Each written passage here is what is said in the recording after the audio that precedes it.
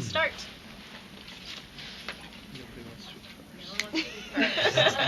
Tierney, you're up. Okay. Yes, it is so. Okay, at this point, is Jake Krisilka going to be a regular? You're giving a lot of time to him. We like Krisilka a lot, and he's a fun character, and he's brought a lot out of Cassie, as you've just seen. But we hope to use him in more episodes down the road, and we're figuring that out right now. How about the cousin? Is it Holden? Holden, yeah. We're not doing too much with Holden, but we were a big fan of him, and he was a nice distraction for Diana that will play into her storyline as we continue forward. So obviously the Circle doesn't know that there's another Blackwell child. Is that something that they're going to try to discover, or they'll stumble upon, or? Well, Jake knows the existence of such a child, and we don't know if Jake will be back in January. It's very hard to tell with these things. But I think the emergence of the second Blackwell offspring will be revealed in due course. Does that make sense? Is that a sentence? You meant to say intercourse. But Yeah. Did I say intercourse? Yeah. There's been a lot of talk in this episode in particular. Council seems to be coming more towards the forefront. You've got the witch hunters consulting. Obviously, Gale and Natasha's characters talk about it. How much of that are you planning on bringing in terms of actual actors and like a physical council? A lot, but over time there's lots to learn about this council. That we started with Isaac, and he's become a really interesting character for us, but he's one of many, and the history of the council will surprise us and goes back longer than anyone thinks right now. Should we expect a character that we've already met to be a secret member of the council? Should we expect? You shouldn't expect that? That doesn't mean it's not going to happen. Will the other elders come into play? As a matter of fact, and this is a good question for my very handsome friend here, Gale Harold. Looking dashing in a suit in this episode, I think, unless anyone disagrees with that. But yes, I think Gale can speak to this, but the Charles and Dawn's behavior has not been the greatest, and there are consequences to that. Dear old mom. She's on her way. Not my mom. Gale's not our mom. Yeah, not our mom. But Charles's mother, who's got some issues to resolve, or to start, so that you can resolve them later. Mm-hmm. Who's an elder, and yes, will come a-calling. And we'll slap each other around for 35 seconds, and then she's going to leave. So yeah, she's coming. She's pissed, and she's very good at covering that. And as far as that relates to the other elders, I'm not sure, but I know that it makes Charles very nervous, because in a sort of existential way, he really wants to be, I think, in possession of that kind of power that he imagines the elders have but doesn't know how to access. And I think in a weird way it's kind of Oedipal, because there's Dawn, and then there's Mom comes around, and Charles doesn't have a woman in his life except for his daughter, which is a totally other kind of relationship, but it puts him in a weird position, right? Then you're back into all kind of group stuff, so that's always good things. Well, we like the idea that Charles has complicated relationships with women, that the women he seeks and goes after, like Dawn, and a lot of this comes from his relationship with his mother, as it often does, and we'll explore that a little bit in very shortly. Is the power play between Charles and Dawn, is that staying where it is, where they're kind of both jockeying for power? They're going to have to join forces against said elders. It feels to me just like it's such a classical thing where, Lord forgive me for even saying these two names, but that sort of sexual attraction to stay alive but also to take power, like Bonnie and Clyde had. It's like the feeding off of that. It could be a screw up, it could be something that works. There's a whole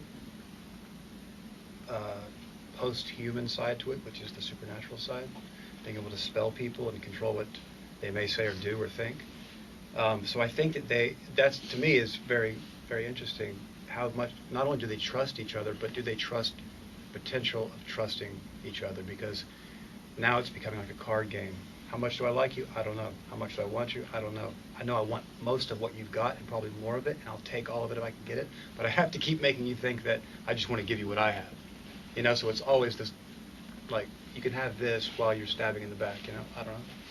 How would you describe their relationship, I mean, between Charles and Dawn? Because clearly it seems, a lot of it seems out of necessity, but then he clearly is not thrilled about a crush he had on someone who's dead. So what are those, like, emotions involved? Well, I don't know how you see it, but it's as it's grown and as I've done the work, and it seems, and Natasha and I have talked this through and been in the same room while playing these scenes, it kind of seems like it's unknown, you know, because Charles is a bit of a novice, you know. I think he has real potential and he understands what he thinks he understands, but he's never done it. You know, he doesn't. The first big attempt really ended up in a horrible disaster. So I think he's afraid, but he's really, really seduced by it. So I think she means that to him. You know what I mean? Like, there's a line that never has the same position. It's always changing. Like, so for him, he's kind of just juggling and trying to stay on his feet, you know, while appearing to be in control or act as if he's in control. And I think their relationship has been changing in the last few episodes because of what happened to Nick. Mostly from what happened to Nick on, I think it's created a wedge in between them and their relationship now, Charles, as we've just seen in the last couple episodes, has really stepped up and I think is grabbing the power back in the form of this crystal and stepping up to Dawn. What we'll find in the next few episodes that as that divide increases between them, they'll have to seek out support. And a guy who might come into the middle of that power struggle is a friend of ours, Ethan Connon, in the Boathouse Grill, and he'll become a player in this power struggle between these two guys. Do you think we'll ever have like a Charles and Dawn maybe like centric episode? Just kind of focusing. I hope so.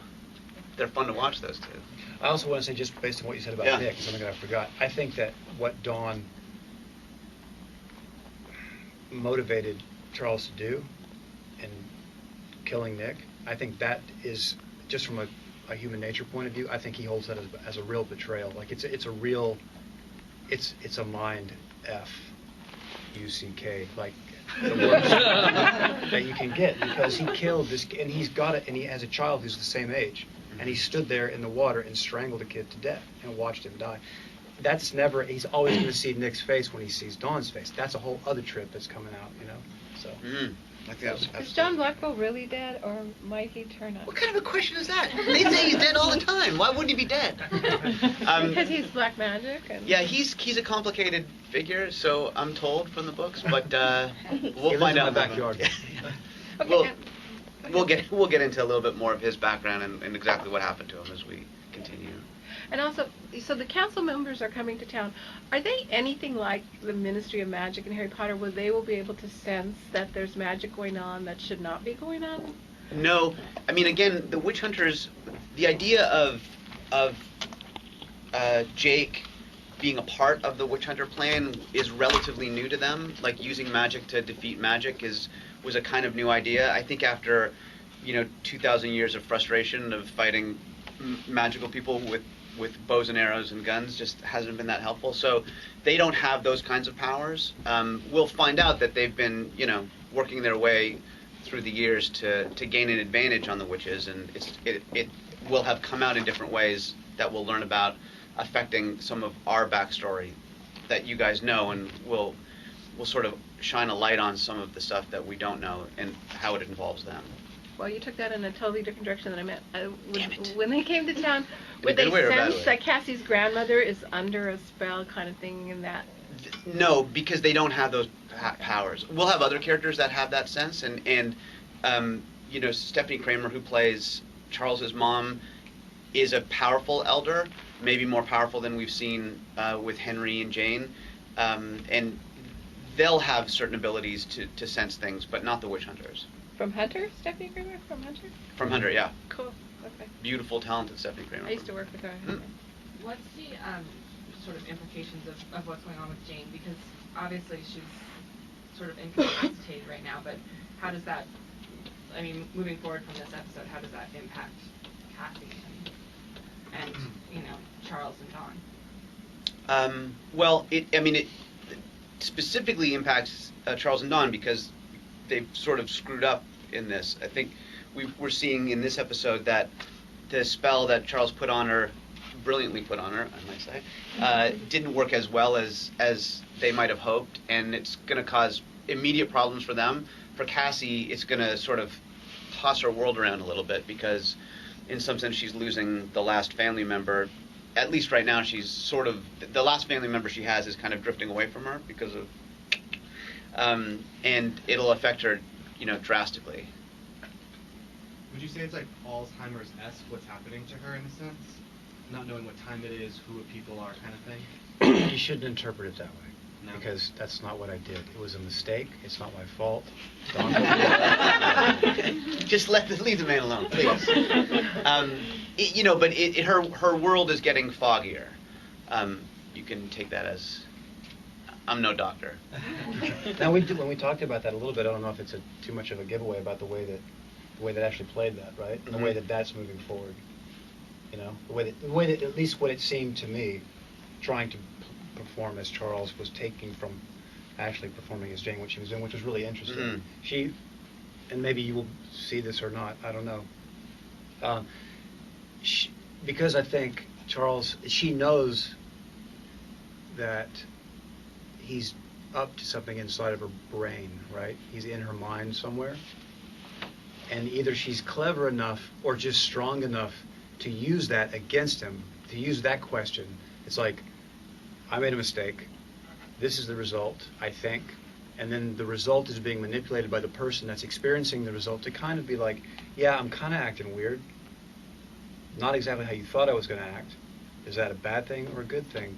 Am I making you uptight right now? Can you figure out what's going on? And Charles is sort of like, I'm not really that smart. I can't do all this at the same time, which is an interesting thing because it opens these other doors, at least for Dawn and Charles to be somewhat panicked and chaotic, which is always good for them because they drop the ball and other weird things happen. So for those who haven't seen the episode yet, can the Circle really trust Jake? For people who haven't seen this episode yet, yeah. I think people who even seen this episode, I'm not sure we can trust Jake. I mean, I think Jake has. I think that when Jake was trying to take Cassie away, I believe that he was trying to do that, but I think he would have sacrificed the whole other circle. That's my opinion.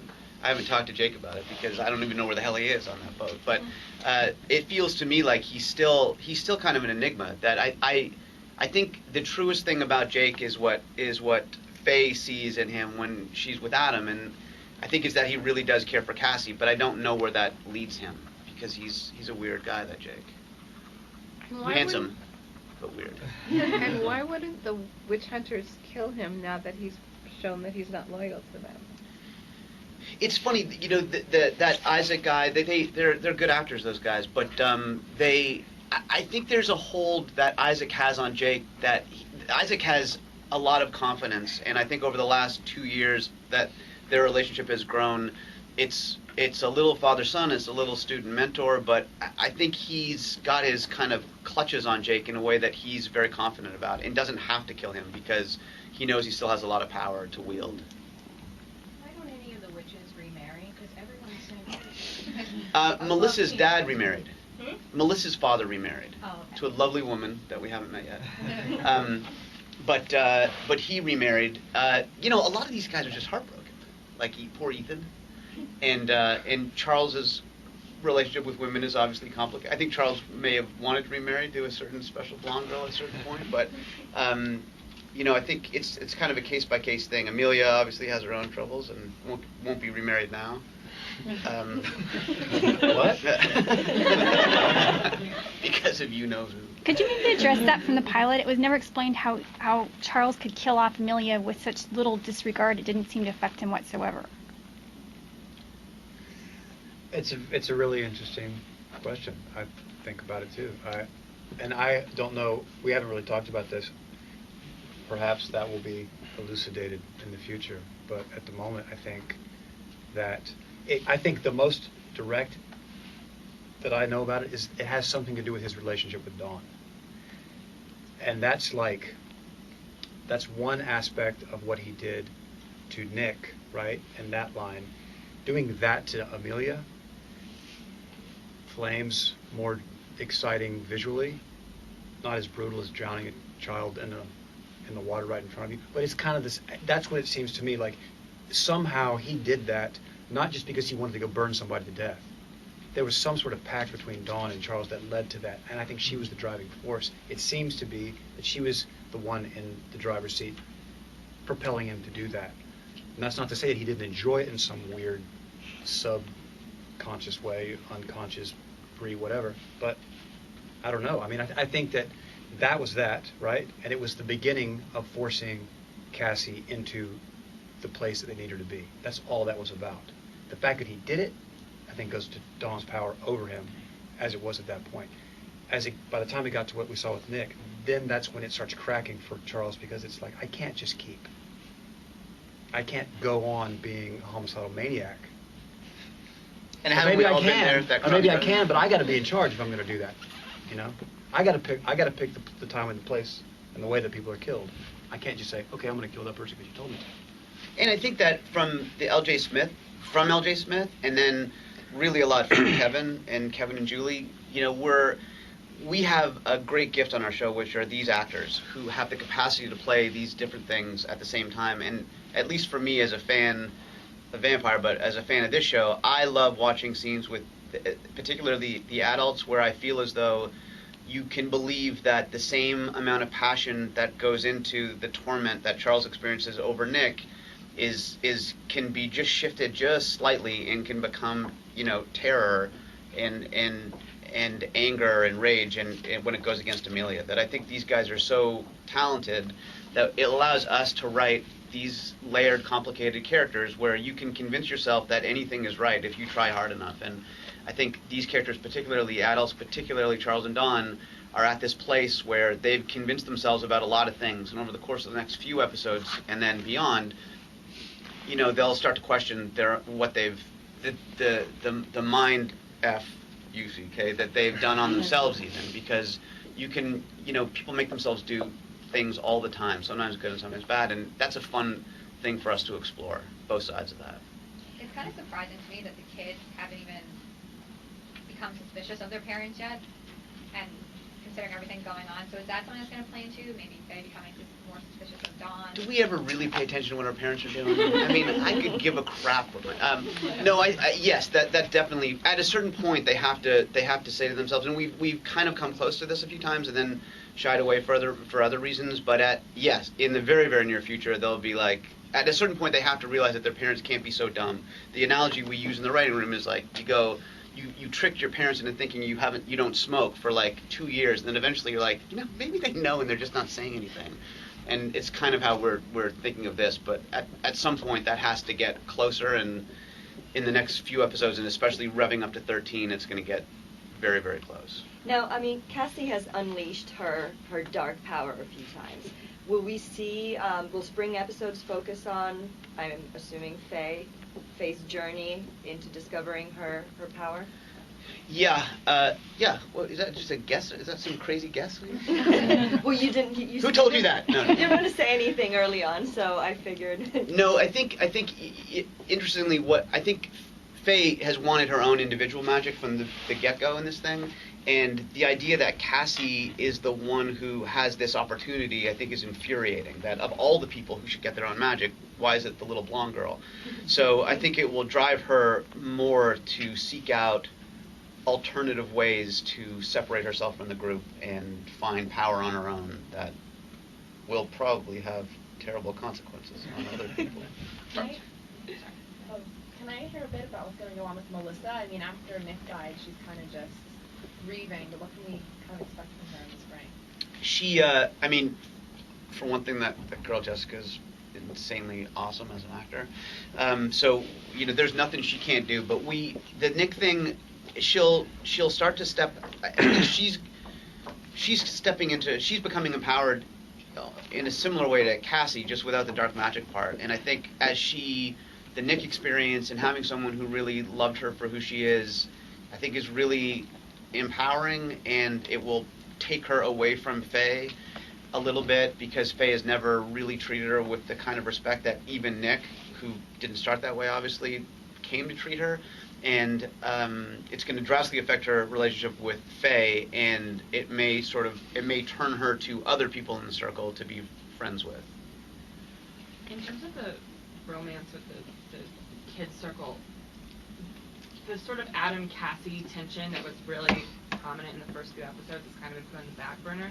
Is that something that you guys are kind of holding off on exploring, or is that something that we're going to see more of now that Jake's out of town, we assume, for a little while?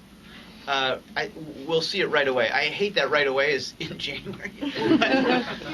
But yeah, that hasn't been on the back burner for long. Or it won't be on the back burner for long, because Adam, with Jake away, Cassie's becoming a slightly different person with this whole dark magic thing. And with Jake away, it's going to open up possibilities. And also, I think Diane at this point has become pretty clear on not wanting to pursue anything with Adam. And I think I don't think this is giving anything too much away, but I think Adam, guys are dumb for the most part, and I think when Adam really lets that sink in, he'll kind of have no choice but to say, there's a girl that people keep talking about me being destined to be with, and what does that mean? And if nothing's going to happen with the tall, pretty girl over there, then maybe I should look at the short, blonde girl. So much of the show deals with this incident that happened with Charles and all the other characters as children and when they were in high school, and I feel like to resolve that, you guys might think about embracing flashback episodes or using them in general to sort of elaborate on the backstory. Do you have any plans at this time to do that? And if so, who should play young Charles? Bill Clinton. Jordan Catalano.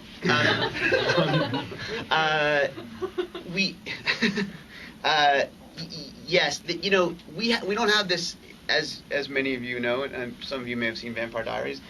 They can do flashbacks whenever the hell they want and use the same actors, and it's really fun. So we just can't do that in the same way. But we do need to delve into this backstory, and we are exploring ways to experience that past in what I think are really, really exciting, interesting ways in the very near future. And by that I mean 2013. But pretty soon on the heels of the new year, we'll start to see more of the past than we've seen thus far, certainly. That whole event was documented on cave drawings, so you can look at it. It'll be a cave drawing flip book. You're like, oh, that's John Blackwell. Going back to John Blackwell and the kid stuff, now that there are two children and also you killed off Nick, are you just purposely trying to get I didn't kill off Nick. He killed off Nick. Are you just trying to get as far away from the books, or it's just that need to expand the universe? We're definitely not trying to get away from the books. And in a weird way, I think in the next chunk, we're almost embracing the books more. Because it's just that with the books, what we wanted to do is because we can't follow the books like as a roadmap because it's so different, and even just 13 to 6 and all that stuff. What we're trying to do is just take, like, on the horizon of the books are amazing relationships and dynamics that we're like, okay, good, we're going to reach for that and go for that and hit that. So strangely, Nick is as big a departure as you could ever imagine, but then I think in the next few episodes we're in a weird way going closer to the books than we have in the past. Gale? There are way more girls than guys on the show right now. Does that mean we're going to see any new guys in the spring? Boo hoo hoo! Not enough hot guys. What is it? Supernatural? Yeah, there are more hot guys coming. They're on a bus right now. They're coming in from Friday Night Lights. But we got this kid, Gray Damon, who's going to be on the show for a little bit. He's pretty hot. If by hot you mean really sexy eyes and 6 feet tall and handsome. You brought hot in, I just brought in Gale. So. I know what you mean. You can't. I know you're in the dark back there, but I see what you're talking about. Anything you can say about Gray's character? Hot. His character is a very dangerous guy for a lot of reasons. He's confident and cocky and has a different kind of power than we've seen, but will be one of our characters will be drawn to him in a way that could prove dire for some of our other characters. Yeah, and he's got a thing about chickens. Is there a question for Gale tonight? Yes, I wanted to. This is a little bit different to me than the other roles you played. Why did you want to play a witch? And are you calling the males witches or warlocks? Witches. Okay. We're not sexist here. The interesting thing, it's not the witch that's interesting. The interesting is the cover. What's interesting is not being who you really are and trying to get away with it. With the repercussions being primarily a long sentence in penitentiary, right? That's just in terms of drama and something to play against. That's what's compelling to me. That's the first thing. That's the first step. You know, the context is interesting because it's not common at all. It's something that you maybe don't believe in, right? Like, I don't know if I believe in witchcraft. I don't really believe in it. I don't know if I really believe in it. Maybe I do. I don't know. But I do believe that if I go to someone's house and burn them down, if the state patrol finds out, I'm going away for a long time, right? My daughter's going to be orphaned, all that. But meanwhile, I have to do so much work to cover that and be good at it. And then the question that we talked about burning Amelia alive, why do we never deal with the fact how he didn't seem to have any remorse or any, I think there's a real addictive quality to those moments, right? That overload of power kind of sends it all home for me, because it's just a person walking down the street doing some very strange things and kind of fighting their own mainline addiction to it, which to me is not a very common position to be in, right? Andrew, are you looking at John Blackwell as kind of what Klaus is to the Vampire Diaries at this point? Is that kind of what you're thinking? I mean, Klaus is an incredible character on Vampire Diaries, so you know, I'd love it to have the same impact as Klaus. Put it that way. I think they're similar in that if John Blackwell existed in our world, and I don't see how that's even remotely possible, but if he did, he would be someone that you know has a long plan and has had a long plan, not dissimilar from Klaus. I don't think he's trying to make hybrid witches and mummies or anything, but but the mummy year, the season of the mummy. But I mean, certainly the impact that Klaus has had on Vampire, which is so fun to watch as a fan, were someone to come along to our show like that, it would be fun to have that kind of impact. Did all the parents get knocked up in high school? They were all having sex in high school, and some of them will find out sooner than later. Were older. They're of a similar generation, but not all of them were, say, 6. They weren't all in sex class and had babies together. But like in the books, there's history there about their kids all being born in this same year that we'll start to explore. And again, that's what I mean, that in some sense the books are so rich that we can't ever stray too far away from them, and there's so many great ideas in there that we're always going back. That's one answer I think that we'll find that's similar to the books. Is anyone else dying? In life itself? Like No. Like we had one death, Vampire Diaries that keeps killing people off. How long do you think you'll keep Charles alive? What? He's got a vacation planned or something? We don't want to kill anybody. I'm a sweet guy from Canada. I like people, and it's just that I am forever in debt to Kevin Williamson, for this opportunity, and as an enormous fan of Vampire Diaries, it's just so much fun to watch a show where you really don't know what's going to happen at the end of each episode. It's, as a fan, like, for whether it's Lost or Vampire or it's just, and I know Ian's involved in both those, either dying or killing people, but it's just so much fun. So that's always going to be part of our world, that someone can, the consequences. What's so effective about Vampire and what we hope to do here is to try to keep at least this show emotionally grounded as possible, even when it's being crazy and fantastic, or fantastical, whatever the right word is. So, and there are consequences, and people die, and they're messing with things that are dark and dangerous, and it's not just fun and games. And while there needs to be a wish fulfillment component to witchcraft, there are also heavy consequences. And when you start playing around with this stuff, you're gonna get burned.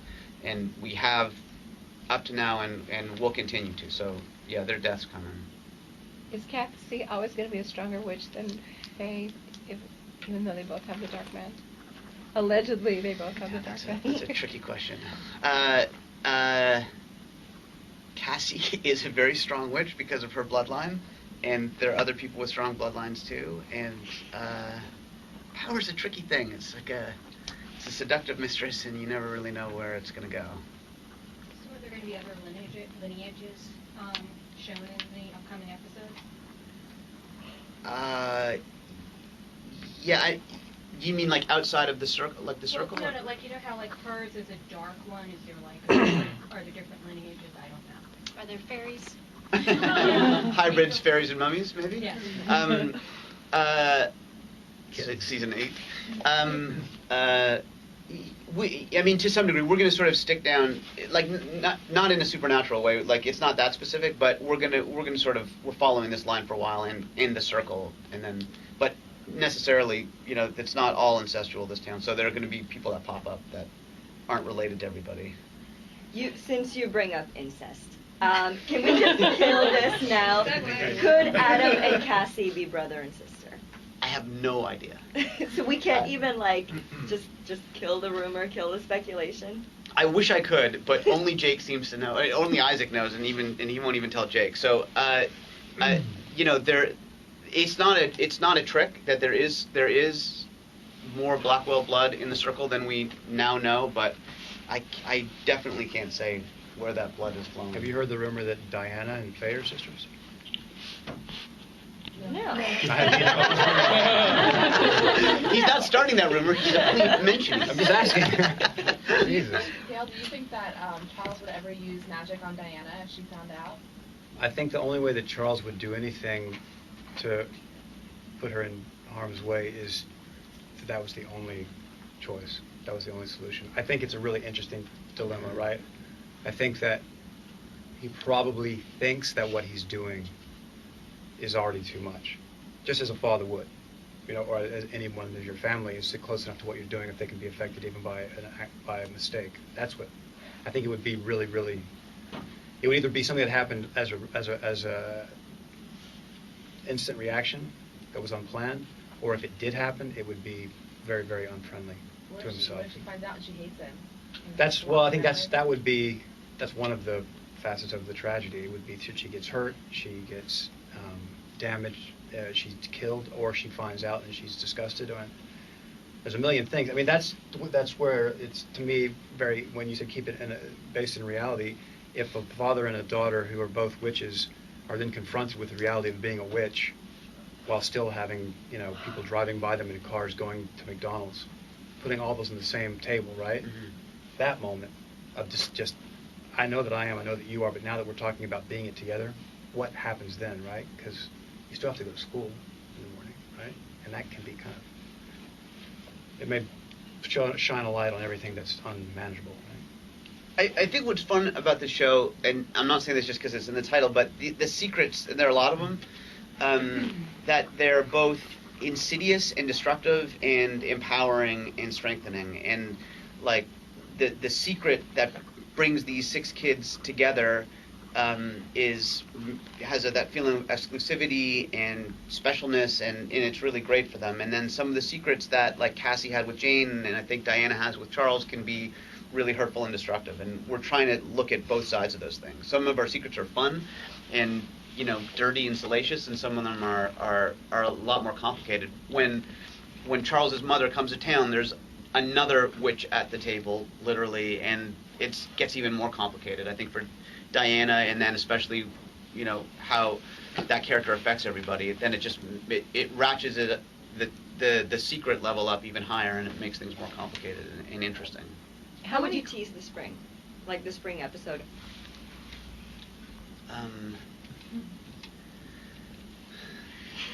I'll come back to that.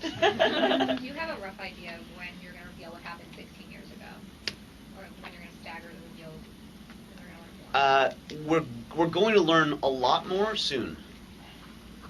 Okay.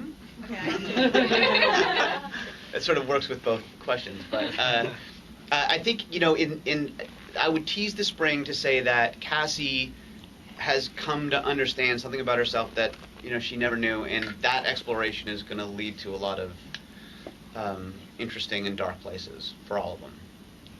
How many crystals are there, and how many does Charles need to get his powers back? There are 6 crystals, and Charles and Dawn believe they need all 6 to get their powers back. But I thought that one that they had, the energy was gone from it. So. There are ways to deal with that problem. You said believes. I don't know what I said. I don't have a tape recorder. I don't know. I have no idea. I'm a tape recorder, and you said Charles believes he needs all 6 crystals. I don't recall saying that. Do you mean belief as in he understands it, or he believes in it as if he'll fight to death for it? Yeah, what are you talking about? I mean, I'm saying that he please may clarify. not need all 6, and he'll find magically that he can do it with 3. Well, it's possible. It's possible he could find out he needs 7. Numbers are weird, man. Especially when you're shooting in Canon and it gets really the conversion process. We're not in par with 6 and 7 right now. So. 6 American crystals is like 5.5 Canadian crystals. We just wait till next year. Cal, everything I've seen you in has pretty much been a drama, whether it's been film or movies, but today I found out you're actually funny. Would you ever do like a comedy in 10, 20 years? Hell no. Of course I would. I would love to. He's got hiatus. He can do it right now. I'd love to. I'd love to. Are you doing You got anything something? You on want to do a hiatus? little number? What? I wish I was funny. You are hysterical. You're actually, I'm very surprised. Just all the movies I've seen of you, or like the TV shows. Yeah. It's definitely not considered my style, and a lot of the whole journey is trying to break those constructions. So we'll find out, I did something really funny last night. I can't tell you what it was. But I think Charles has been funny. For me, at least, there's the scene. It's one of my favorite scenes we've done. But Charles and what's Natasha's character's name? Dawn. And, at the car when Charles, I think hysterical. But when he says to Dawn that I told Diana that we were dating, I think that you can't pull that off without really amazing comedic timing. So as a small example, I think that's we have a very, very talented cast. Natasha's really funny, and this guy's funny. Are we? And she's Two Canadian. more questions. Are we going to see that Charles and Dawn have like a wake-up call as far as they're being bad parents and not paying attention to their kids? They're always like at risk. Always at risk. Yeah. Actually, I mean, and again, I think Charles has been, from Nick's death, has been going down a certain road where those things. I think when you can convince yourself to behave in a certain way for a long enough time, and I think the veil is being lifted with Charles, certainly. Maybe quicker than with Dawn, but yes. It just seems like they're completely unaware that their kids are being hunted and stalked. My parents don't and even know I'm here right terrorized. now. They just go off doing their thing. Well, They don't know what they the hell. empower their children, but then they abandon them with all that power. It seems a little negligent and like they're just totally not focused on them at all. Yeah, I think that is true. I think his mother will have something to say about that in terms of parenting skills. And then and again, I hope for the course of the next 20 years that these characters will constantly learn that all their actions, have consequences, and they'll have to deal with those.